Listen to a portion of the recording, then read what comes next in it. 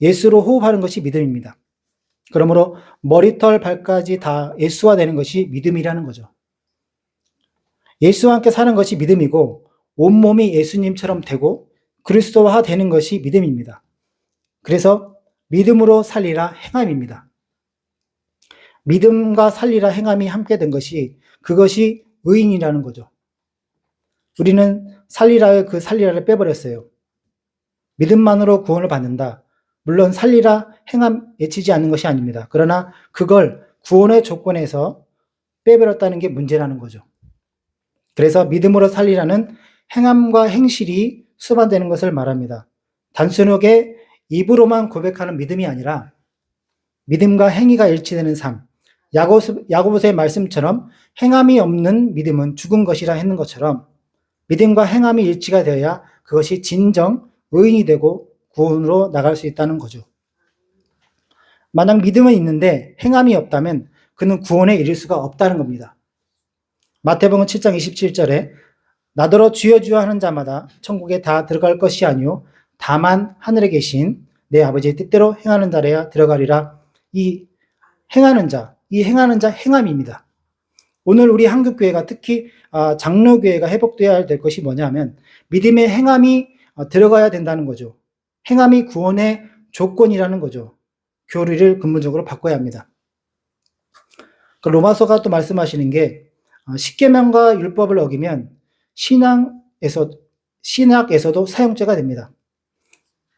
십계명 율법 어기면 천국에 못 들어간다는 말씀입니다.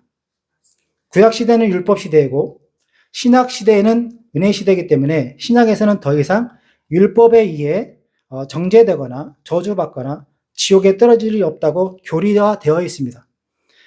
에스미스터 신앙고백에서 보면은 십계명을 설명하면서 이 십계명은 우리에게 유익한 법이다. 그냥 이것이 행함으로 우리의 구원에 영향을 미치는 것이 아니다. 이렇게 기록되어 있어요. 유익한 법이지만 지킨 건 지키되 이것이 우리의 구원을 좌지우지할 수 있는 게 아닙니다.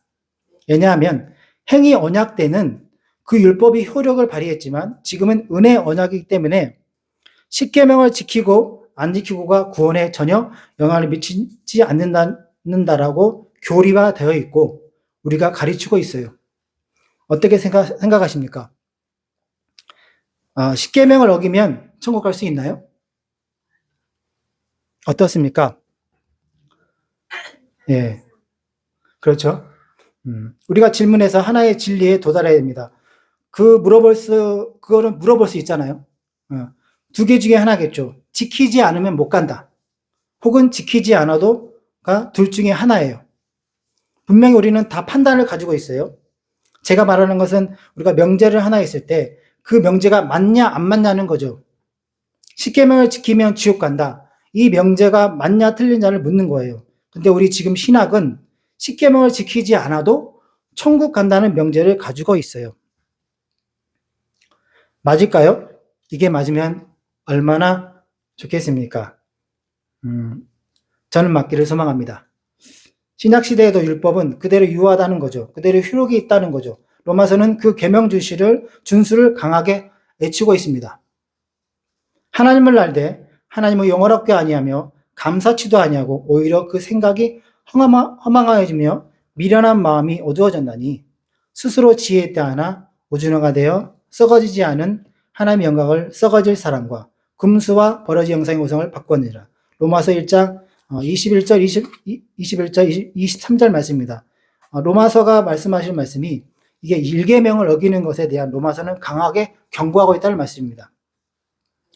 그리고 7계명에 보면은 로마서 1장 24절, 25절 보면 그러나 하나님께서 저희를 마음의 정욕대로 더러움에 내어버려 두사 저희 몸을 서로 욕되게 하셨으니 이는 저희가 하나님의 진리를 거짓 것으로 바꾸어 피조물을 저물 때보다 더 경비하고 섬김이라 주는 곧 영원히 창송하시려다. 아멘. 7계명을 어기면 범죄임을 로마서는 말씀하고 고발하고 있습니다. 다음에 율법을 행하면 의롭다함을 얻는다. 분명히 로마서는 말하고 있습니다.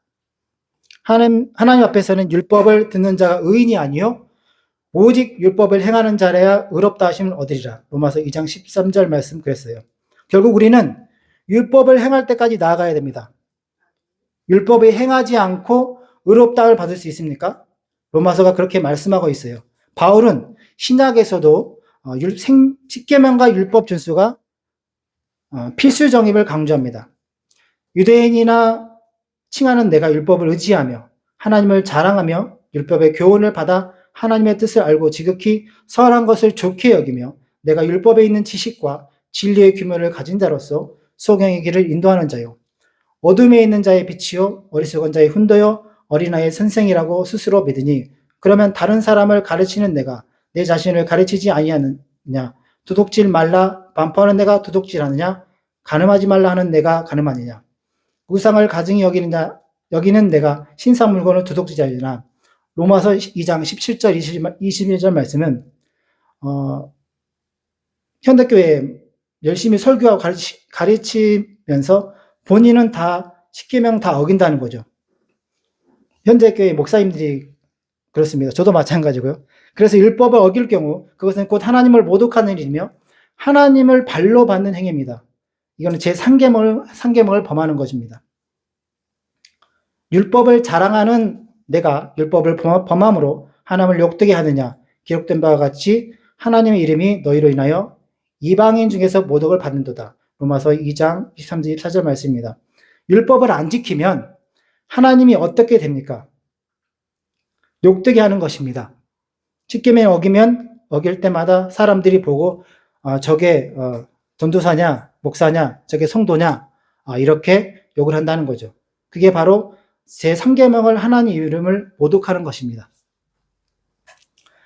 여길 때마다 그리고 혹 사람이 안 본다 칩시다. 어길 때마다 누가 모독하느냐 누가 고자질 하느냐 마귀가 옆에서 막 고자질을 합니다. 하나님 앞에 가서 제가 목사입니까? 이렇게 만다는 사단이 하나님 앞에 저 사람이 목사입니까? 이렇게 말한다는 거예요. 하나님 앞에서 저가 전도사입니까? 저가 성도입니까? 사단이 이렇게 말한답니다. 하나님은 그럴 때마다 하나님은 괴롭고 자기 백성들이 말씀을 지켜서 영광이 들어와야 되는데 다 거기서 그 소리가 사람을 통해서 마귀를 통해서 들고 얼마나 우리 하나님이 괴롭겠습니까? 로마서가 행위 심판을 강조하는 것은 믿음만을 가르쳐온 개신교회는 놀라운 일이 아닐 수 없을 것입니다. 하지만 로마서는 분명히 행위로 심판받는 것을 증거하고 있습니다. 여기까지입니다. 하나님께 영광을 드립니다.